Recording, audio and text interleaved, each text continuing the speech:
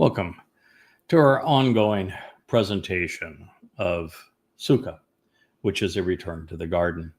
During this series, we have covered a lot of new ground. I've explained Sukah from a perspective never heralded previously.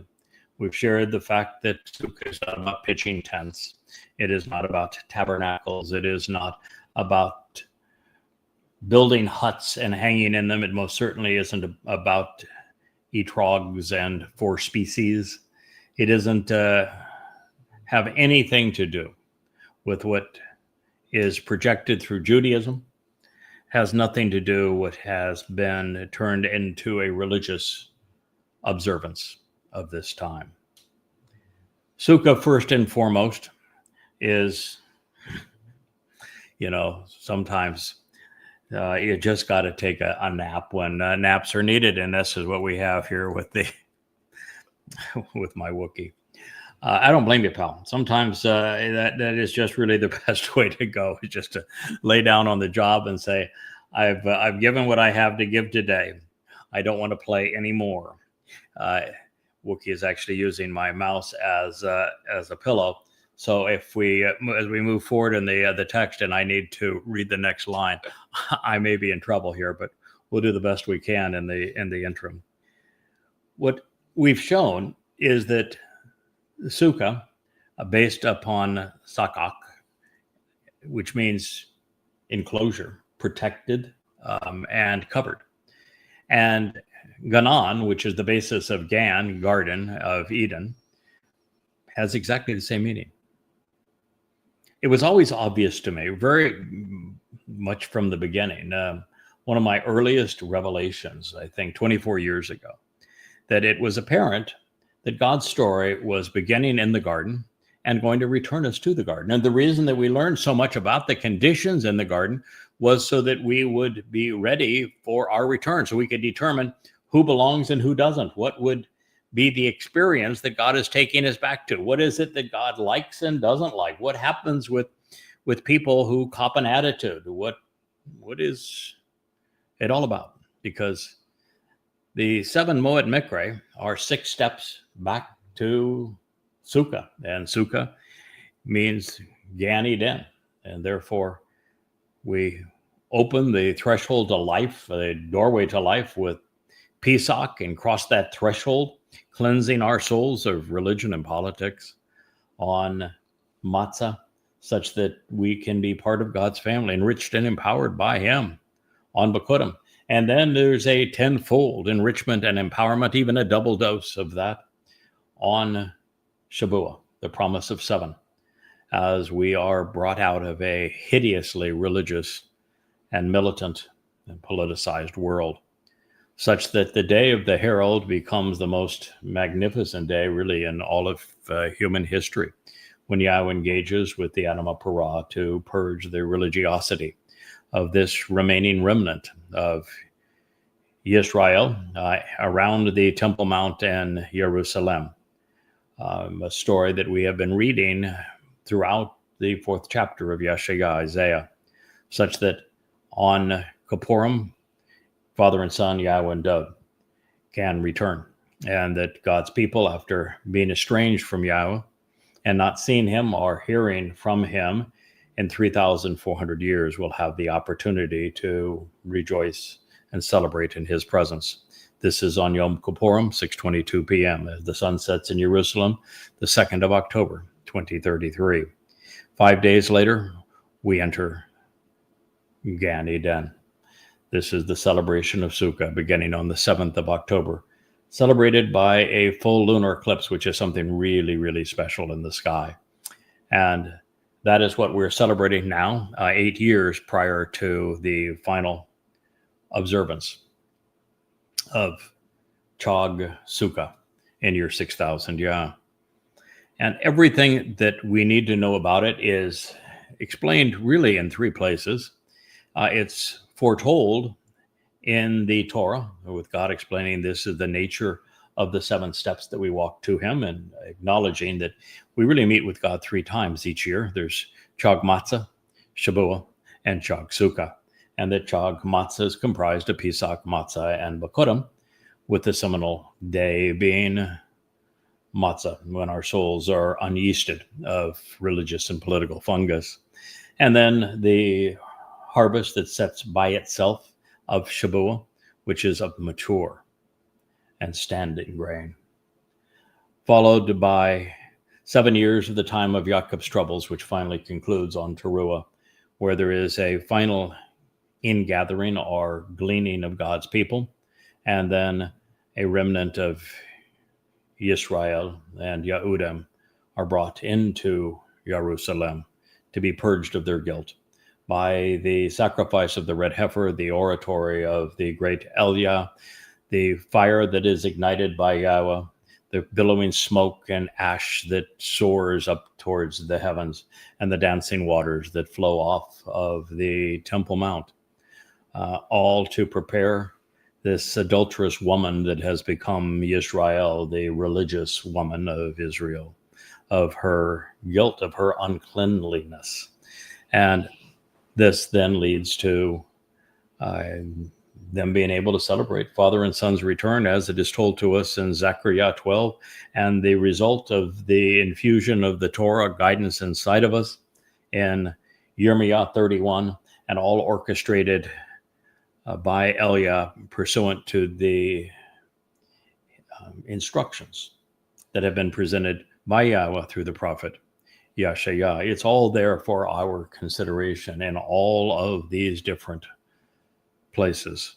And of course, with a prophetic text both in Numbers 15, 19, and 5, pursuant to exactly what is transpiring at this time, as well as a significant additional insights and narrative provided in the 6th and 7th chapters of 2nd Samuel.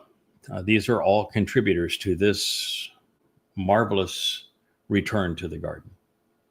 And it has been in these programs where you have been the first to hear this, the single most important story that could ever be shared with you, and you are now the first to benefit from it. Now, one of the things that I shared in a program a couple of days ago was the whole nature of what transpired in Eden, because we were witnessing it before our very eyes.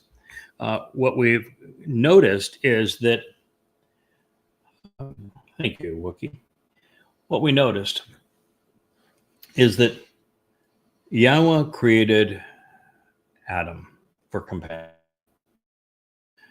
Yahweh is shown having an ongoing relationship with Adam, enjoying life together, walking the garden together, working together, communicating together. Yahweh, as a good father, gave Adam instructions. These are things that are prudent for you and things that will not be good for you.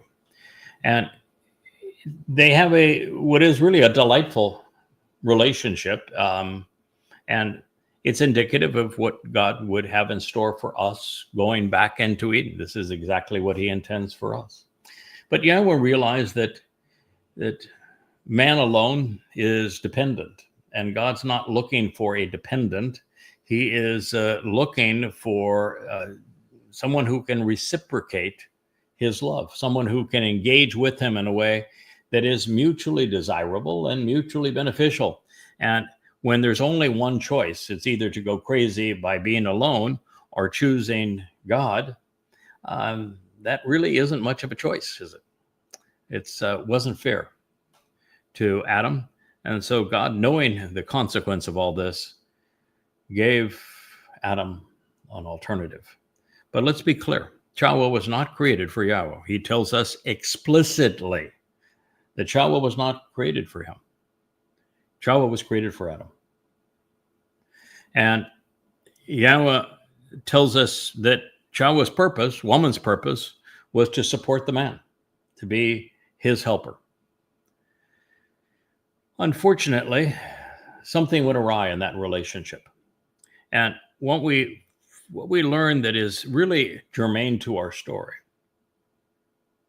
is at no time prior to the questioning, when God is saying, why did you do these things? Why are you now clothed? Why were you running away from me? Why are you trying to hide yourself from me? Why did you do these things that I asked you not to do? Prior to that, there's no communication of any kind between Yahweh and 𐤄𤅅. No. If they had a relationship, it is unknown to us. And if it is unknown to us, there's a purpose in that. And yet, God still had an ongoing relationship with Adam. And that has been made known to us. So there is something about male, female, the differences between us that God prefers to work with, to enjoy the company of. Amen. And maybe that's why this breakaway cult, when they decided that they wanted to be the reenactment of Numbers 12, where Miriam walked up with a muzzled Aaron and said that after attacking Moshe's wife for ridiculous reasons, demeaning her and trying to demean him through her, they said, we too speak for God. It's exactly what we witnessed in this mother goddess cult in the breakaway. And what we've seen is, Yahweh said, no, you don't. And if I'm going to speak through someone, I'm going to tell you about it. And I'm going to equip them for that job. We're seeing this play out now. And what we saw in the garden, and the way we're told that story, and we're told the story for a specific reason. So we got to deal with what God had to tell us. You can't sweep it under the carpet just because it makes you feel uncomfortable.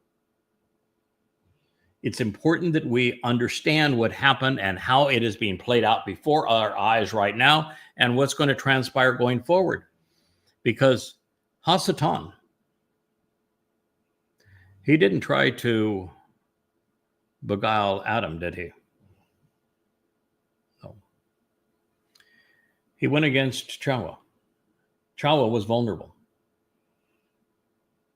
He must have assumed that Adam was not. Adam was vulnerable to 𐤄����. He was lured into this by 𐤄����, not by his own initiative. And Hasatan's mistranslation, misappropriation of Yahweh's testimony was given to 𐤄𝑅. And all Hasatan did is change one word. Just change one word. It's really a subtle change. You really have to be looking for it.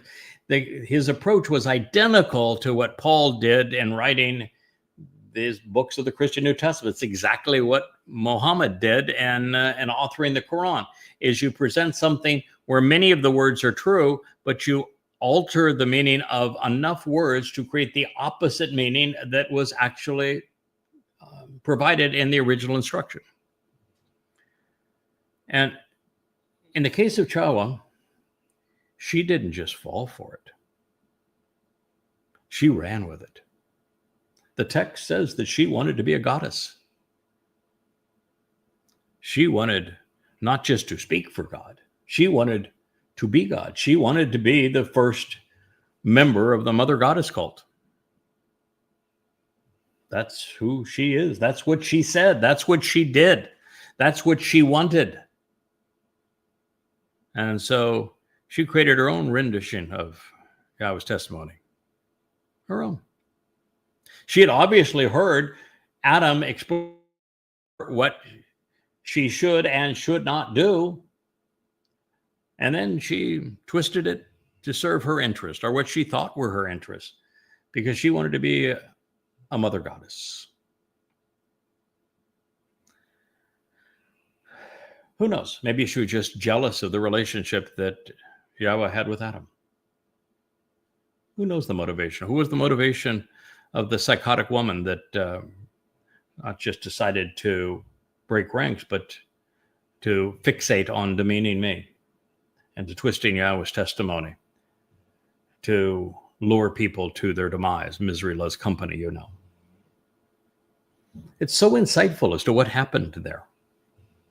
And then they had been naked, and they were not the least bit shamed. They were very comfortable in front of God, being exposed and being naked. And the concept of being naked, whether or not, and I think it was quite literally naked, but that's not the message. The message is they were exposed to Yahowah and weren't the least bit uncomfortable with it. As a matter of fact, Chawah and Adam were exposed to each other all the time, and yet they had no discomfort together. There was no point where they said, I don't want to see you. I don't want to hear from you like that. And then Chawah decides that she wants to play religion and become a mother goddess and to twist Yahowah's testimony to support her ambition. And she lures her man in. I mean, this is the only way you can interpret what we're reading. This is exactly what happened, and lures him in, and he goes right along. He puts up no fight. He's not innocent here because he should have known better. But no, he was more interested in cultivating his whatever codependency, I guess, at this point with Chawah than he was with listening to Yahowah. I know some men that have joined the mother goddess cult that are very similar to that. And the moment that they had twisted Yahowah's testimony to assert their agenda to be not just speak for God, but to rise above God, to be the voice of the mother goddess. They knew that even exposed to one another, God wasn't there at the moment. So they felt the need to cover themselves the moment they became religious and wanted to create a mother goddess cult. The moment they chose to do that and were willing to twist the testimony of God, even before they were in God's presence, they were feeling the religious guilt. Cover me! Both of them. They sought not to be open and exposed to one another. You know, that was one of the things I've always talked about in sexuality is, you know, God has a few rules. He says, don't do no incest, no rape, no pedophilia, no bestiality. And don't steal your neighbor's woman. Not a whole lot of rules, but some basic guidelines. But he knows that when we're exposed to one another in a loving relationship, good things happen.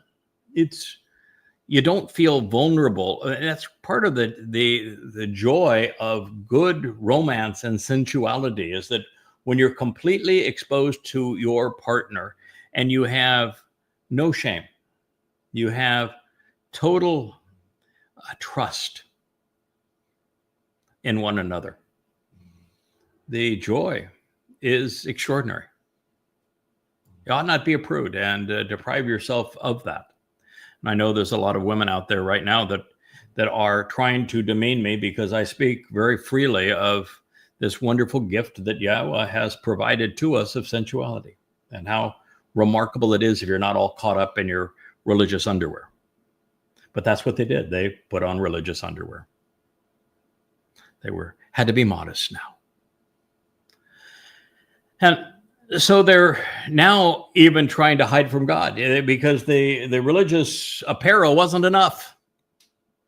They're trying to hide from God. They hid from one another with the coverings, and now they were trying to hide from God. And so the first question, where are you going? Why are you hiding? And who told you were naked? What did you even deem to even consider this? That there was something wrong with the way you looked? Why did you consider that there should be restrictions on love and sensuality? What caused you to have this profane and religious view of sexuality? What corrupted you such you would pursue what became Islam, what became Christianity, what became Judaism? What caused you to think like that? And rather than tell the truth, they lied to God and to themselves, just as those who are pursuing the same agenda are doing to themselves and to others. They just lied. And so God held them accountable, said, you have chosen to extricate yourself from my protective enclosure. I'm not only escorting you out, I'm telling you that this is the judgment that is coming upon you. And they were banished, weren't they? We don't really ever hear anything that's good about Adam, and we hear lots of bad things about 𝐄𝐄 thereafter, and their kids, not good either. They did not do well on their own, and in fact, wasn't all that long where those with an asama and using it poorly created such a mess around the area of Eden, which was the area around the Black Sea, that Yahweh just despaired and said, I wish I hadn't even created humankind. This is a very bad idea. These people are obnoxious. I cannot endure their presence. I want to wipe them out. We'll start again. You see, Moshe wasn't the first one to give up on people. Yahweh was. That's because the people were obnoxious. They were violent. They were big on religion. They were Hamas. They were big on abuse and victimizing. They were aggressive. They were horrible. Yahweh gave up on them. That's quite a story when you process what occurred, and then you think of what is occurring now, and this attack on my wife and I and my good friend, probably my oldest friend in the covenant, a very good man, by a group of gaggle of exceedingly vicious women, and those who support them, who will even attack me for defending myself and for defending my wife and for defending my friend. That becomes petty and creepy to defend, to use words, to seek morality. We are witnessing this again, and it's appropriate now because Sukah, God's timing is always great. Sukah is about returning to the garden. Guess who isn't going to be there? The first mother goddess, booted. The follower of the first mother goddess, booted. Something to think about.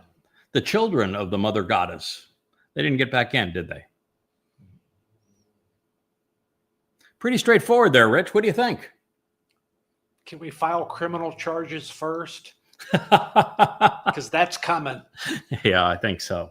Yeah, the online stalking and slander is a crime, and we may very soon file. That's what they want us to do. That's what criminal charges. But my view is that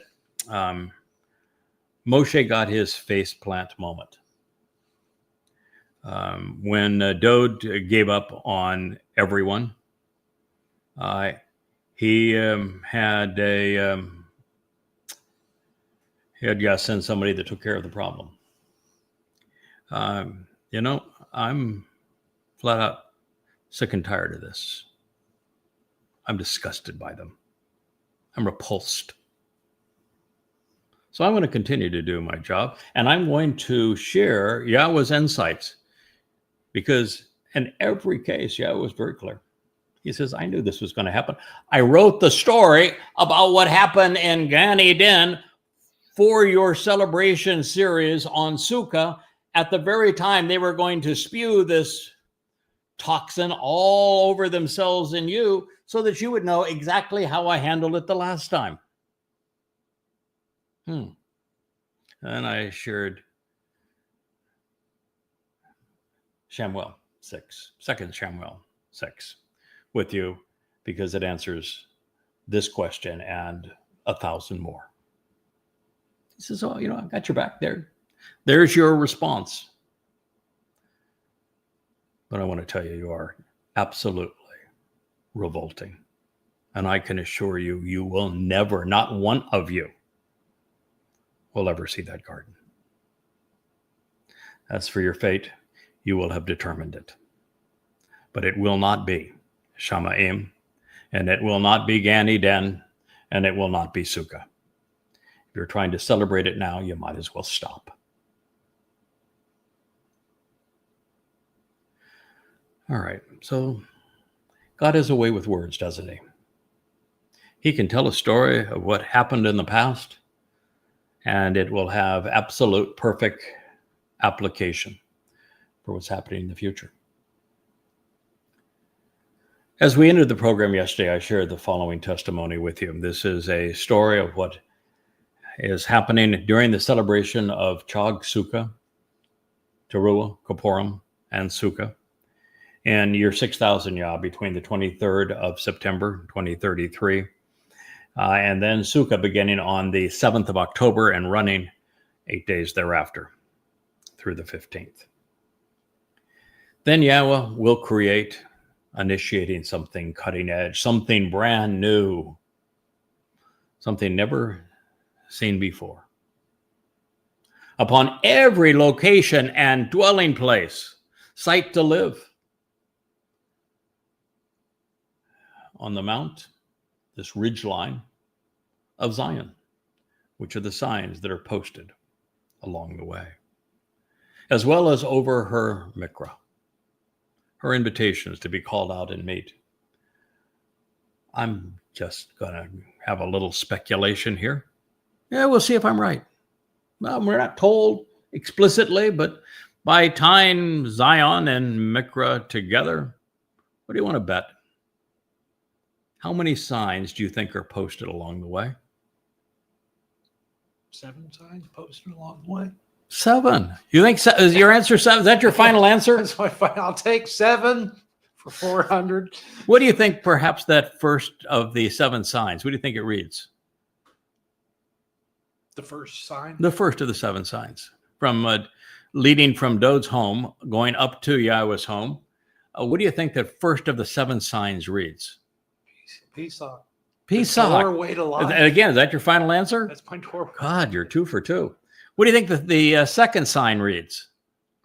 See, matzah. And the third? Bikurim. And why would those 3 signs be the closest to Dod's home along the way? Because that whole Chag matzah is Dod. Fulfilling it, right? Fulfilling every bit of it. He's explained it. He fulfilled it. Yep. Right. So those are the first 3 signs. And I think as you get almost up to the summit, maybe 7 steps away, I'm just guessing here, 7 steps away from the summit of Mount Moriah, you might find, you think, another sign? The fourth Shabuah. Yeah, that's you're going with Shabuah? I'm going with Shabuah. God, another right answer. That is Shabuah. Just 7 steps away from the summit itself. It says Shabuah. Yep. Standing grain, mature grain. And then we step up to Teruah. A harvest. Another harvest coming up. Those last 7 steps, though, man, that's going to be worse than Hillary's step. You know, familiar with Hillary's step, the last tough tread. It used to be the last difficult climb going up Mount Everest was Hillary's step. It now doesn't exist. It's just now a 45-degree ramp. Mountains are road and things happen. But that's the last hard climb. Those last 7 steps, for those who haven't been properly conditioned and prepared, those are tough ones. That's the time of Israel's trouble. And then you get right up to the summit, and you're making your way to the restored house for Yahweh's name. We've got 4 signs. Do you think there'll be 3 more? Yep. What do you think the 5th one reads? Would be Teruah. Teruah. That one's really important. That one's really, that one is. It's your that one's really second important. delivery, the last opportunity. You think that maybe Teruah would be a sign setting by that altar that is on the eastern side of what will be at the moment that this all occurs, a replica of the tent of the restoring witness, all visible to somebody sitting on the ridge, the slopes of the Mount of Olives, which would be synonymous with the Spirit. And of course, this particular harvest, because it is a harvest of olives. And so maybe the Mount of Olives would be where the witnesses will be sitting to watch the not only the olive harvest on Teruah, but also this presentation on behalf of those olives who have been left behind. Would that be a good connect? Yes. Maybe olives to olives? Olives to olives. Makes sense. Teruah, right there to where the 𝐤𐄅𐤄𝐄𝐿 is going to be slain and roasted, presented. Preparing for the next step, which is Yahweh and So God's return. Right. So you think that's good. So then as we move towards the entrance, which would face the Mount of Olives, of the tent of the restoring witness, which will be placed, sort of where the Dome of the Rock has been. It'll be gone by that time. Would there be a sixth sign there? 𝐤𝐄𝐿 would be the sixth sign, which would be welcoming. Welcome home, Yahweh. Welcome home, Yahweh. And This is Dode. your home. Yeah. Dode, this is your home. Welcome home. You think that's where the sixth sign is? Right in front of the doorway? Absolutely. And where do you think the seventh sign is? The whole planet becomes Nope. Eden. Oh, well, that's true. It's the capital of it. No, the seventh sign. You got one right, but one wrong. But that's pretty darn good. I mean, 6 out of 7. God, if you had 6 out of 7, you'd be paid $40 million as a major leaguer. Yeah, that last one. It's right next to the Ark of the Covenant that the 𝐤𝐄𝐿, the man from Edom, has repositioned underneath that tent of the restoring witness. And that seventh sign is going to be sitting right next to the Ark of the Covenant and the mercy seat that Dode's going to Our anoint King's throne. inside of the tent of the restoring witness. And it says, "You're home." Yep. You're home. Dode's throne. Sukah, this is your throne, your home. Welcome home. Those are the 7 Zion for her Miqra. Now, how's that for making the testimony of the prophet Yahshua come alive in your presence? I can assure you, you've never heard that before. It's never been said before. It's never been written before. It's never been thought before. And how profoundly important is what you've just heard? Of course. It only has value if you choose to embrace it. Because there are alternatives. You can ignore it, or you can be among those who rebuke the source who is sharing these things with you. Your choice.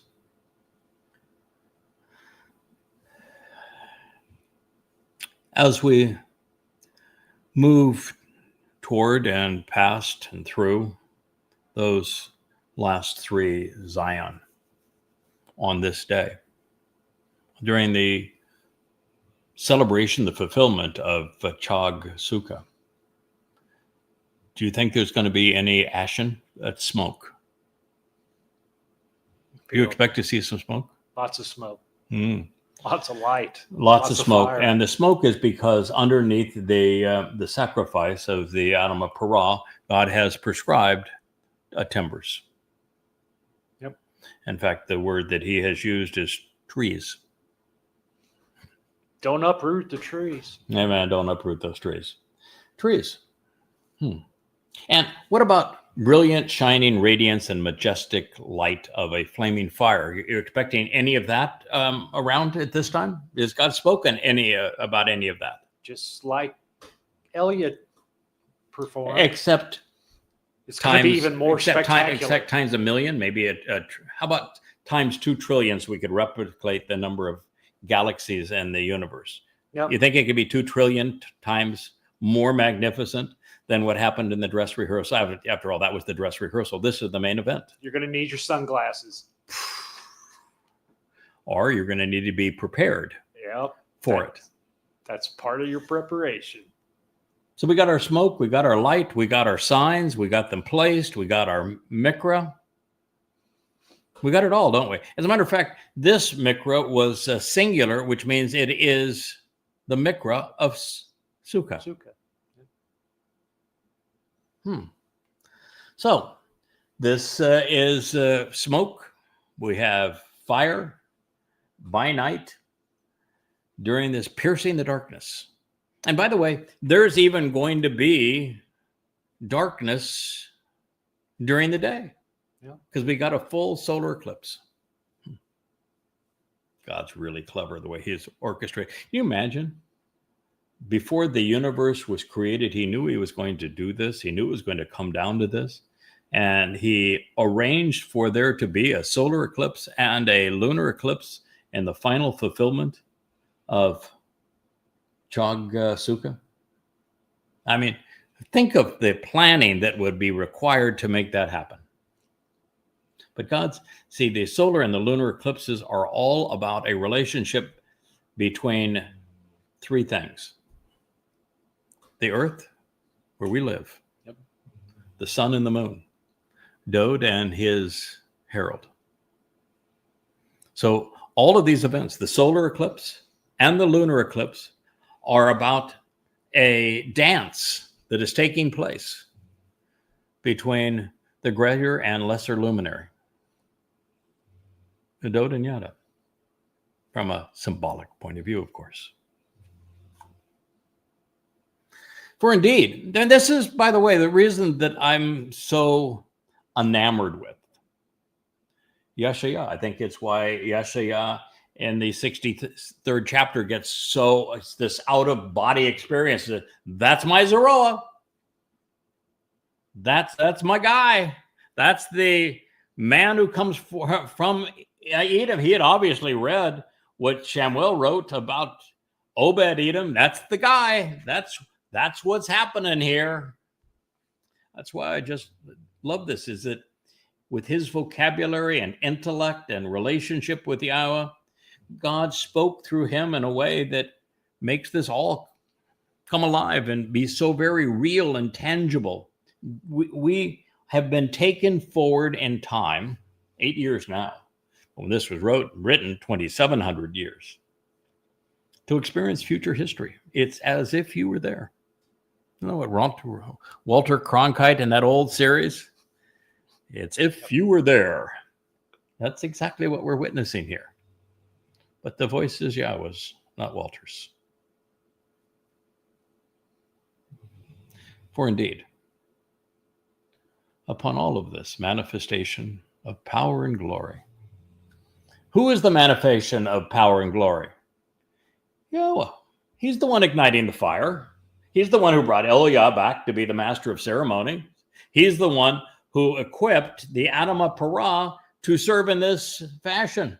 Well, I'm going to tell you, long before that guy ever gets to the point where he is willing to do this, he will have done, a good 5,000 face plants, because the job is impossible. The people are impossible. They are obnoxious.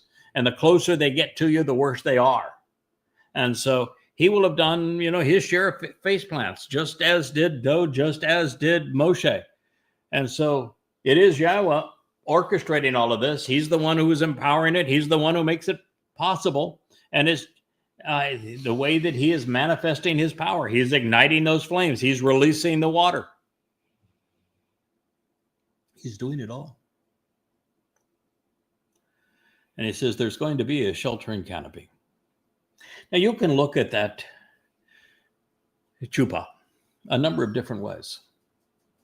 And when Yahweh uses metaphors like this, he often intends them to be perceived in different ways. The sheltering canopy could be nothing more or nothing less than what Sukah represents. A canopy to be sheltered, protected by God. You're entering his home. That chuppah could be exactly the thing that I referred to in a program, I think yesterday, when I mentioned that the adulterous woman of Numbers 5 is being perfected by the 𝐤𝐄𝐄𝐿 of Numbers 19, pursuant to God's instructions as presented in Numbers 15. such that the groom who wants his bride is Dode, who is returning on Kippurim in the middle of Sukah, such that she is perfected. She's cleansed. She is washed. She's presentable. She's marriable. And that chuppah could be the honeymoon suite for Dode and his gorgeous and beautiful bride, Yisrael. It's a lovely sentiment, isn't it? Beautiful. Leah has illustrated that many times because that's how she interprets it. But couldn't the chuppah also be the tent of the restoring witness? The Mow'ed? Isn't it a sheltered canopy? And won't it be placed over the Ark of the Covenant? Could be all of those things, couldn't it?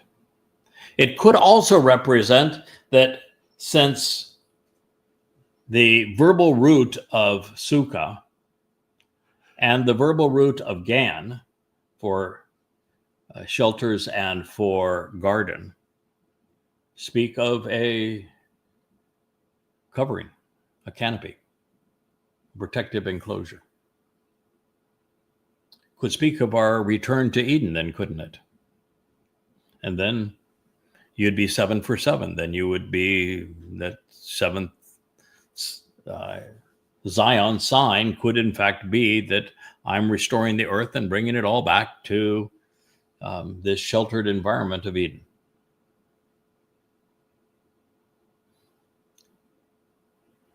One of the things I did not share this time that I do think that it's important, particularly with this chuppah representing a return to Eden, which is presented as a sheltered enclosure, is that when the children of Israel had 3 days, and I've mentioned this in previous times, but it's essential that we make these connections, because without understanding, particularly at a time like this, you have almost nothing. Knowledge itself will not lead you to the truth. You're not going to come to understand Yahweh without comprehension. And the only way to comprehend is to make the connections between things. When the children of Israel were pulled out of the hideousness of Mitzrayim, where they were enslaved, where they were being worked to death, where they were suffering apartheid and genocide, in a very religious and political environment, a militaristic environment. And Yahweh freed them of those things with a very strong hand. They still had all of that stigma and stain in them. And so even with 3 days warning, even with God having performed miracles to bring them to that point, God knew that they were going to need to mentally up their game. They were going to have to get their clothes and their bodies and everything scrubbed up so they could be exposed to God. Being exposed to God is a lot. If you don't know who he is and you are not friends, you are not family, God's overwhelming. God's exceedingly warm and approachable and fun and brilliant and sarcastic and enriching and empowering, giving, nurturing, protecting when you're his kid. But you're not his kid. He's the wrathful God. And he's scary at that point. You're either going to revere him or fear him. That's just the bottom line here. And so he knew what was going to happen. And the children of Israel, they were all filled with all sorts of religious misconceptions. And so when God appeared before them, his voice and his light, just as it'll be right here with the beautiful flames that are soaring up to the heavens, that booming sound of the roaring fire.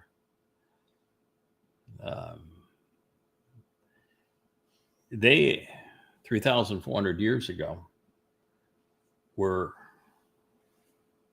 felt naked.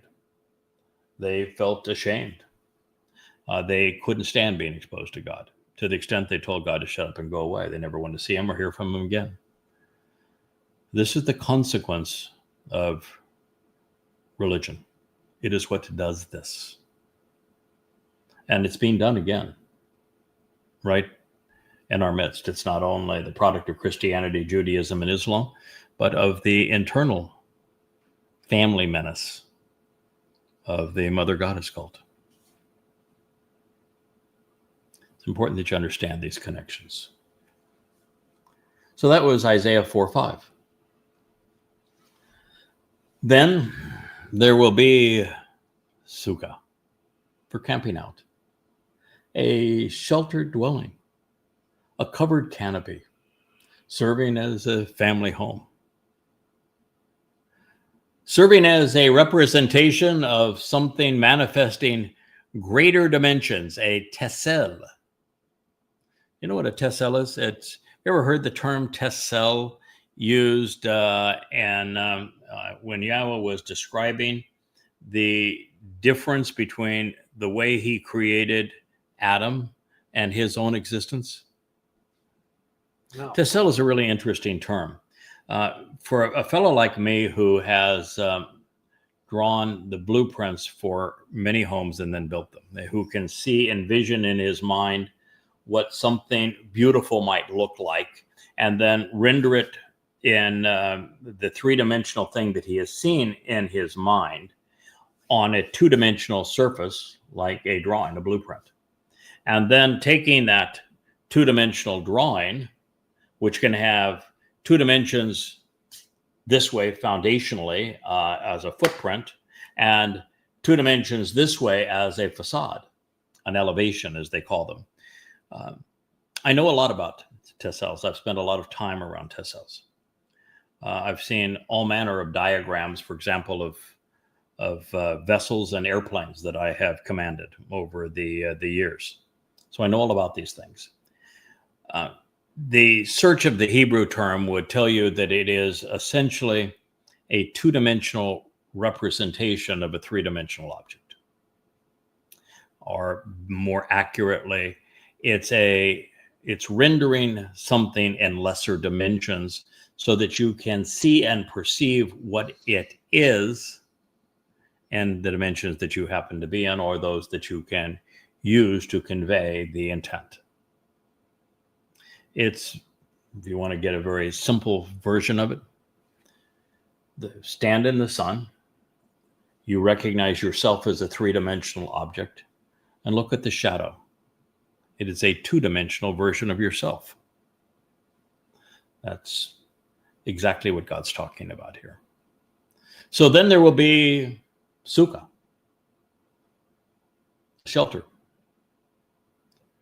serving as a representation of something manifesting greater dimensions. God's saying, we're going to camp out here on the earth and returning you to the Gan, this protected garden. And it is symbolic of what we're going to do throughout all eternity when the camping out together is in a universe of 2 trillion galaxies with hundreds of billions of stars per galaxy. And that's just in 6 dimensions. Imagine what's in Shamaim in the 7th dimension. And that's just, 5% of what is in the dimension of these 2 trillion galaxies, because the other 95% we don't yet have a plan to represent, to even sketch out a design of what it might be. So there will be Sukah, serving as a representation of something in greater dimensions by the light of day out of Choreb, the cutting edge and the dividing line. Choreb. Why do you think he mentioned Choreb? Choreb is just a rocky crag, a mountain in a lifeless place. It's the place where Yahweh introduced himself to Moshe with a crag that was illuminated. That's also where Israel told Yahweh to shut up and go away. It is, isn't it? Yeah. So he's saying we're going to come back to that same place. That's going to remind you, we're coming back to that same place. We're going to reenact that. This time, I think you're going to do better. But why? Because I sent a couple of guys to tell you to do better. Just like he said he would. Just like he said he would. Yep. So this time you're going to be a little better prepared. You're not going to worry about what you're wearing. You're going to worry more about your attitude than your wardrobe. Maybe. Well, at least those of you who are going to pass the test to be allowed back into the garden. Some of you might. It is the 𐤄𤅅 that Yahweh gave us, at least the first book of the Torah. Little bits of the second were revealed there. But, some of perhaps even of the third. But after we move out of that, we are moving through the Exodus and away from 𤤄𝅅, as Jews would walk away from the Torah. And it is the cutting edge, it's the dividing line. It's where the Torah was revealed, and it is where the children of Israel told God to shut up and go away. They didn't want to hear or see from him again. And I guess a 3,450-year timeout is going to be sufficient for bad behavior. It says it will be a protected place, an area free from danger, and a safe shelter, a mitzor, concealed place, from the outpouring of violent floodwaters, zerim, from the pouring out of contaminants that are flooding in, and from the rain, matar. So, when I tell you that Sukah is not about being exposed to the elements in your little fabric tent, or your fabric hut, or your fabric booth, and I tell you it's a protected place. It's a place where you can take safe harbor from all that this world has brought to bear. From floods, from storms, from all manner of things. Maybe I got that one right too. That Sukah is not about going outside and living in a hut. It is about recognizing we're returning to the garden where God protected his children, where all manner of harm was kept away. It is a protected place. Sukah is a protected place. It is a safe shelter. It is our destination where we again get to camp out, protected by our Father.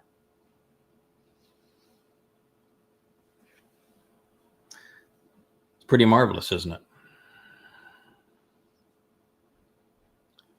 Please pay attention, because by contrast, I will either instruct or I will shake every one of the Gentiles associated with or against the house of Israel, similar to how one moves a sieve back and forth, such that nothing which is troublesome will fall through to the earth. Holy mackerel, that is from Amos 9:9. So we have moved to a marvelous place that Yahweh has taken us, and we transition from knowing this great gift, appreciating this great gift that Yeshayah, Isaiah, just gave us. That was our reading from the 4th chapter.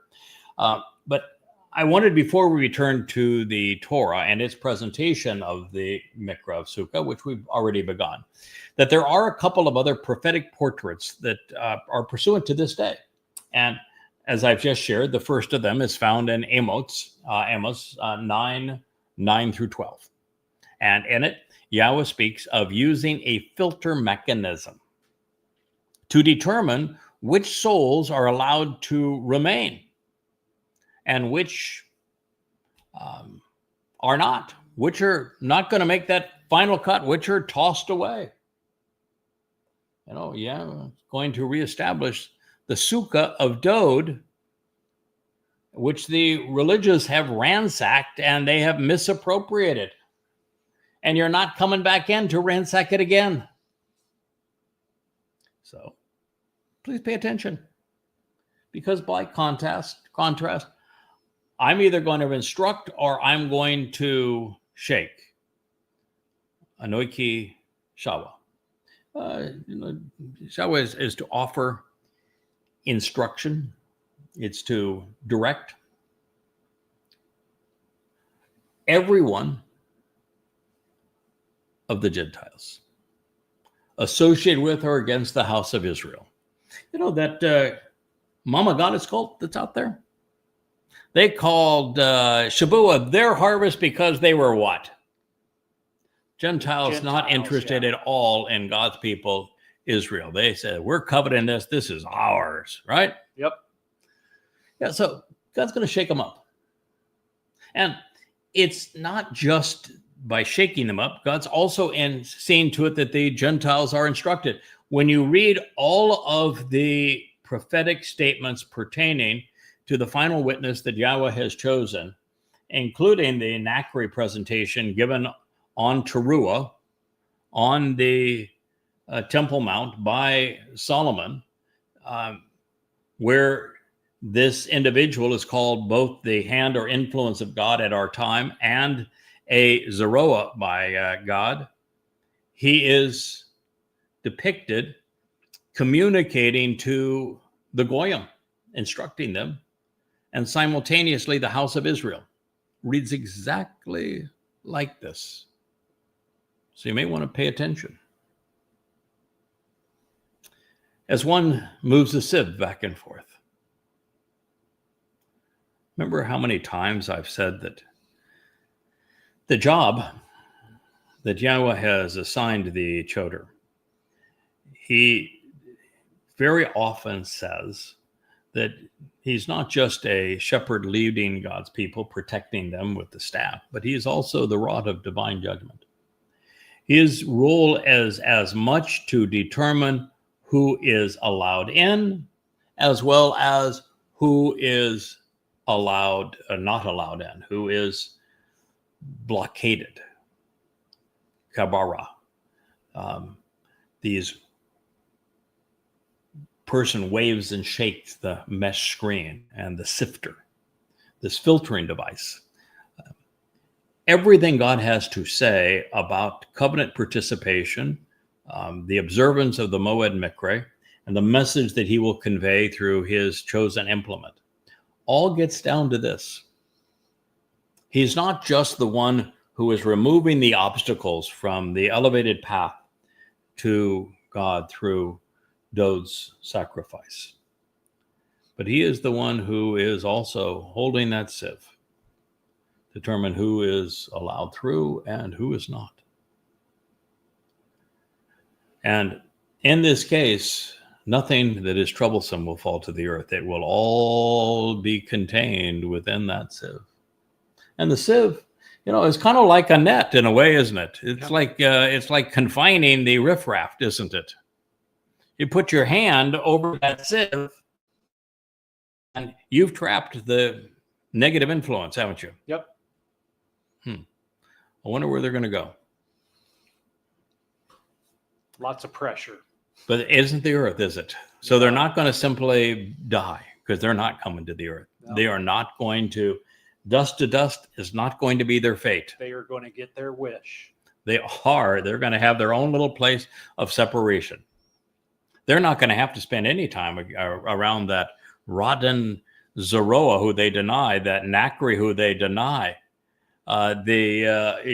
this final witness who they they're going to be kept from having to endure that. Isn't that nice? But they won't be alone. They won't be alone. And they'll have one another. I don't know what they'll be wearing, but I'm sure it'll be modest. Now, it's imperative that God establish the means to ascertain who lives, who dies, and who is trapped and incarcerated. And particularly at this time, you can't have Eden plagued by religion and politics or conspiracy. We're not going to let T'Challa back in to twist Yahweh's testimony to play Mother Goddess.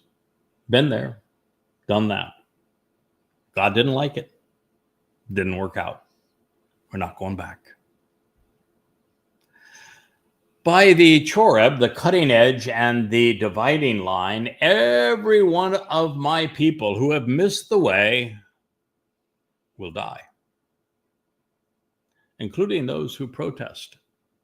The implications of wrongdoing associated with our companions will not be associated with us. No, no, no. Nor will we have to confront it such that it comes around to us and extracts a price from us. How dare you say that just because we are slandering you, we are condemning you, we're calling God's witness a lie, how dare you say that that behavior will have earned us a trip to Sheol? How dare you say it won't affect us? No, don't you worry. No, no, no. Smoke and mirrors. Can I have another large tent to wear that covers up my hideousness, please? Maybe I'll create a site that further demeans the voice of God so that no one knows that I'm really the one who is naked and screaming. And no, no, no, it's not us. It's don't you worry. I've got you all covered. We can find another way to demean him. Sure, it'll be irrational, but you won't care. You're played for fools. Amos 9:10. It seems like Yahweh was saying, I'm not buying that as an excuse. Nope. So much for the people that say, God does. I don't care what I call God because he knows my heart. So really? Yeah, he does know your heart. Yeah. Well, he's not happy with it. Here he's talking with the people who are vocal. Here, these are people who claim that they're Torah observant. These are by 𤤄𤅅. These aren't the people who are out there saying, no, our faith is going to solve. They're not even reading this. They're not processing this. No, these are the insiders. These are the people who are standing beside 𤤄𝅅, who were able to listen to what God had to say, who were presented with God had to say, and didn't process it, chose to rebel against it, chose to be just like the Israelis of the Exodus. Every one of my people who have missed the way will die. Yeah, you're not going to get an excuse to say, oh, but I didn't like him very much. But no, he had an ego. But no, he was too confident. He was too bold. He applied all of those millions of things you had to say about Dode and you yourself and him and the people too literally. We didn't like that.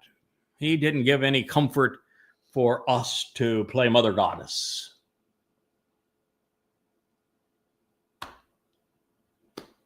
The way it was presented to you, you missed it.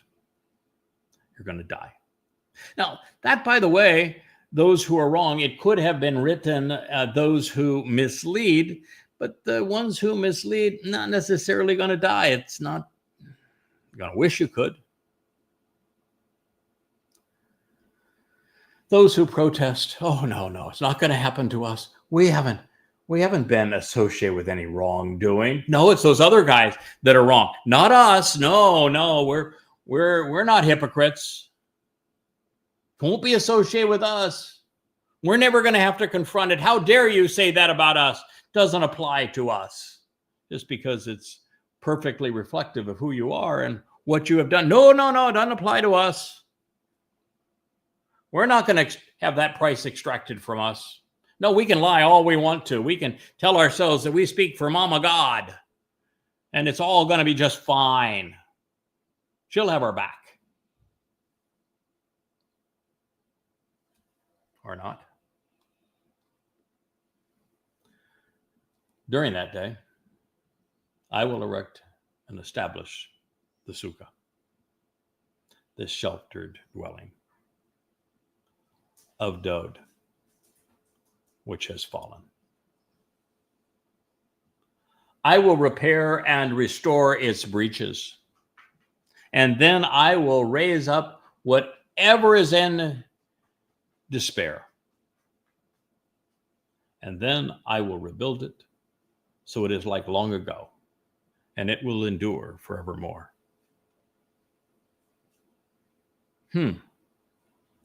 Are you familiar with a moment that Dode established a Sukah? When he put a tent on the Temple Mount. Are you familiar with any story that's pursuant to Dowd trying to bring the Ark of the Covenant into Jerusalem, and then a fella doing a really stupid thing when it was going over the wrong threshing floor? He tried to control it, and Yahweh said, nope, that bull is pulling the Ark of the Covenant into Jerusalem. And he is resolving the guilt of my people, and you just impeded that message that I was giving, and the consequence of that is death. You breached, is the term that he used, my intent. And Dowd got all pissy about it, didn't he? He didn't understand the priority. And he just flat out was wrong. And Dowd should have understood it, because the Torah existed, and it's all explained in Numbers 5, Numbers 15, and Numbers 19. All explained. Dowd's really bright. He's very good at making the connections. He should have understood exactly who that bull was that was pulling the Ark of the Covenant toward Jerusalem, and why it could not have that picture interfered with. But he didn't. He was wrong. And so he had a little conniption fit, and he just finally said, you know, I'm mad at you, God. I think you overreacted. And oh, by the way, I'm just giving up. I'm not going to pay. I'm not going to do anything. I have no idea how to bring this Ark of the Covenant, not into Jerusalem at this point. To me, he said. I don't know how to bring the Ark to me. Why? Because it has to be brought to him, because he's the one that has to anoint it at the end. So somebody has to represent the Ark of the Covenant so that Dowd can anoint it on 𤤄𤅄𤄉 and provide the blood of a bull at the same time. Oh, was it a bull that was pulling the Ark? Yep. It was, wasn't it? Wonder if there's a connection there. The connection to there is a connection to a guy named Obed also. Obed-Edom. So how did God resolve the problem? Obed-Edom to the rescue. What does Obed-Edom mean? The one who serves from Edom. And he came from the wine vat. Have you ever read a story about a man that comes from Edom that is in the wine vat along with wine press along with Yahowah𤄄𤅄𝐄𝐄? Oh, yeah. The rabbis hate that story, though. 63rd chapter of Yahowah𤄄𤄄, isn't it? Yep. And he saves many, doesn't he? Yep. And he is Zechariah or Yahowah𤄄𝐿, Isaiah's Zeroah, is he not? Yep. Yeah. I wonder if there's a connection between the man from Edom who comes from the wine vat, is in that wine vat, and this Obed-Edom, who's the one serving from Edom, who is from the wine vat. Just part of Yahweh's beautiful word pictures. They all tell a story. And so what does this guy do? He not only takes care of the Ark of the Covenant and protects it, while Dowd gets a lesson on, hey, pal, you bungled this one. Let me explain it to you so that you get your head right, and then we'll proceed from this point. And he did. And Yahweh extolled this man from Edom.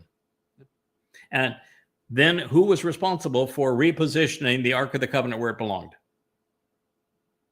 The Obed-Edom, from Edom. Did Dowd ever touch it?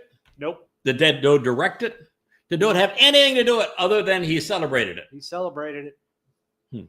And when I made the conclusion based upon reading Zechariah 3 and 4, that the one who will wear the breastplate of the high priest to anoint the 𤤄𝑅, the mercy seat of the Ark of the Covenant on Yom Kippurim, which is required from the Torah to resolve all of this. Yep. Did I not say that it is Dowd that's going to wear the breastplate of the high priest? Yep. First person ever bring that up, right? Yep. What did Dowd put on when Obed-Edom was taking the Ark into Jerusalem? He put on his headpiece and he put on his chest plate. And he did, didn't he? Yeah. And what was his role? To dance. To dance. To laugh. To laugh and celebrate. To celebrate that the fact that Yahweh had a guy. Yep. He had a guy. And that guy was taking care of this. And then what Dowd did, he said, I'm going to erect a 𤄄𝑅. I'm going to put a tent right there on the middle of the Temple Mount, and we're going to put the Ark of the Covenant in it. Wouldn't that be the Ark or the Sukah and the 𤄄𝑅 of Dowd? Yes. Isn't that his only one? Do we ever told that Dowd created a new tent of the restoring witness? No. No, but he established that one, didn't he? Yes. That's, So wouldn't that be the only one that we're talking about here? And why we're going right back to that exact same situation? that's how all these metaphors and stories work. They all tie together. My goodness. And we're going to restore the breach. What breach? The breach of that whole metaphor of the bull repositioning the Ark of the Covenant so that it would be in its proper place so that Dowd could anoint it at the proper time. And those who God killed were in breach of that story. God's going to, whatever is in disrepair, he's going to rebuild it. So long ago, it will endure forevermore. On behalf of whom? Dowd. Absolutely. So, do any of the religious, Christians, Muslims, or Jews, acknowledge Dowd as the Savior? No. As the one fulfilled 𝐤𐄅𐤄𐤄𝐄𝐿? No. Not even as the Messiah? Nope. As the returning King? Nope. As the Son of God? Nope. And isn't the Mother Goddess cult having a conniption fit with the idea that Dowd fulfilled Passover because they're buying into the religious Judaism argument, because they're becoming religious as cultists, that Dowd could not have fulfilled Passover because there's no human sacrifice? Isn't that their argument? Yep. There's no Masiach. And wouldn't, since all animals have souls and bashar bodies, and since it was the bashar body that served as the Passover lamb, and Dowd's soul, with his nasama, enveloped in the ruach of Yahweh, survived and carried our guilt into Sheol, and then fulfilled Bikurim and returned to Yahweh, was Dowd the human sacrificed, or just the body? No, just the body.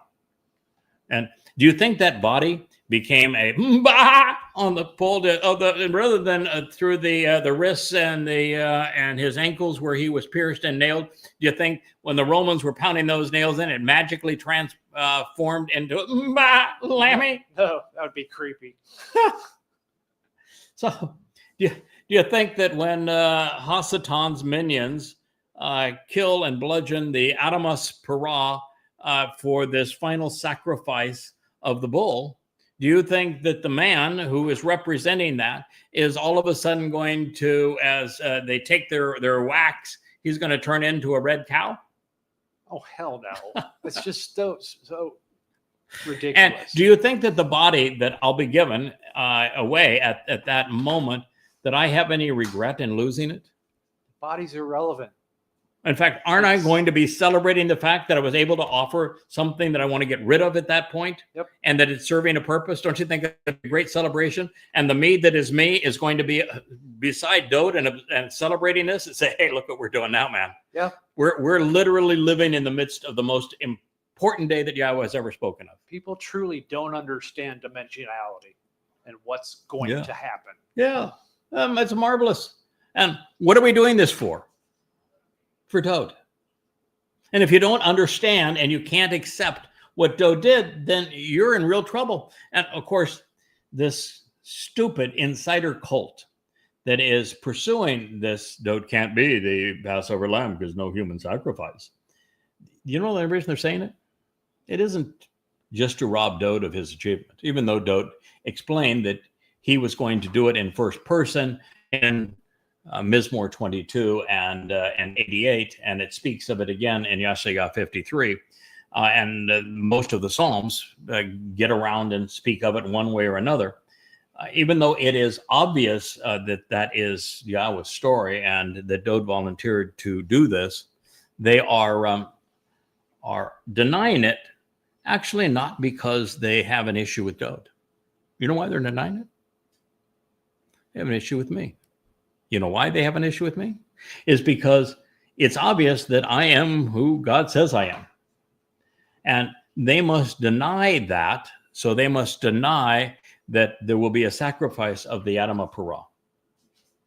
Small minds are which denying confused. the Torah now, they must deny that and deny the associations that are so obvious on all of this.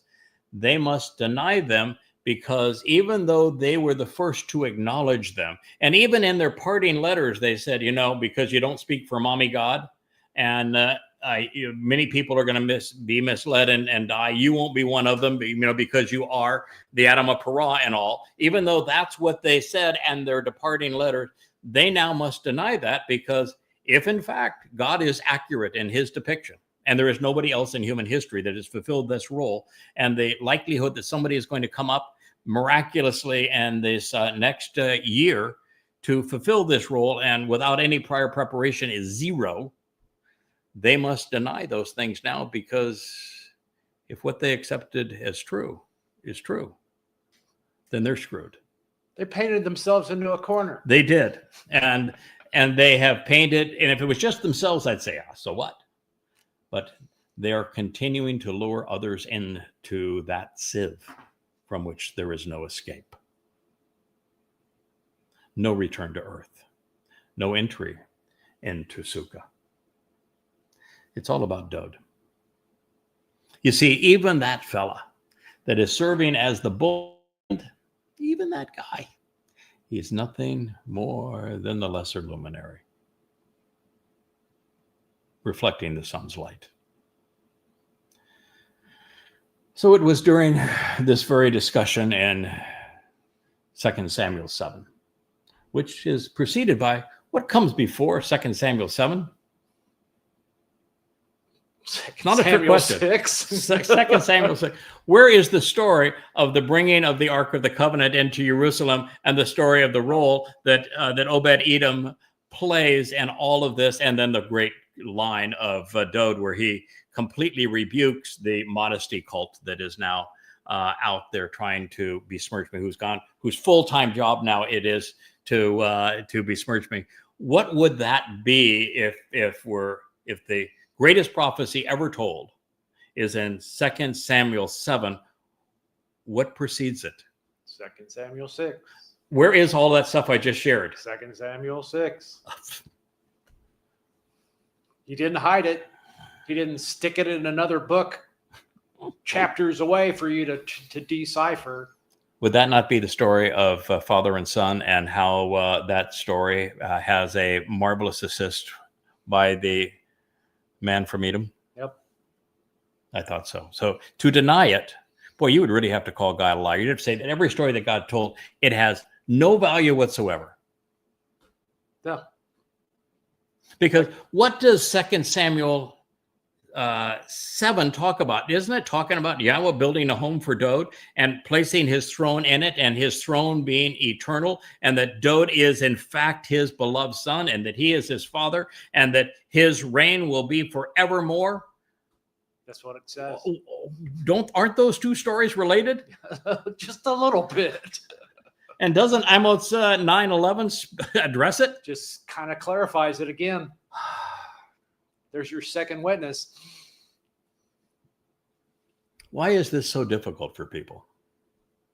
As a result, thank you, Wookie, for getting up, paying attention. This is important. So listen, okay? You listen. As a result, all of those who are called by my name will inherit that which is associated with whatever remains of Edom. Of Edom. Oops. Of Edom. Why do you think he spoke of Edom? Because maybe the man from Edom, maybe because Obed-Edom played a major role in the restoration of the Ark of the Covenant and its return to this celebration of Sukah. There's your word picture right there. Connect the dots, people. Oh my goodness. Will inherit whatever is associated in remains of Edom. Why Edom? Because of what the man from Edom represents. He is the one who lays down his life to restore the lives of this remnant of Israel so that they can re-enter the garden on Sukah. In addition to the Gentile nations, of course, we've learned that there are, as a whole chariot, dappled ones, bringing Gentiles in to serve as workers, which is not a pejorative. That is a very good thing. Yahweh loves to work. They are the workers of the millennial Shabbat of Sukah. And so, addition to Gentiles, prophetically declares Yahweh, who will make this happen? Amos 9:12.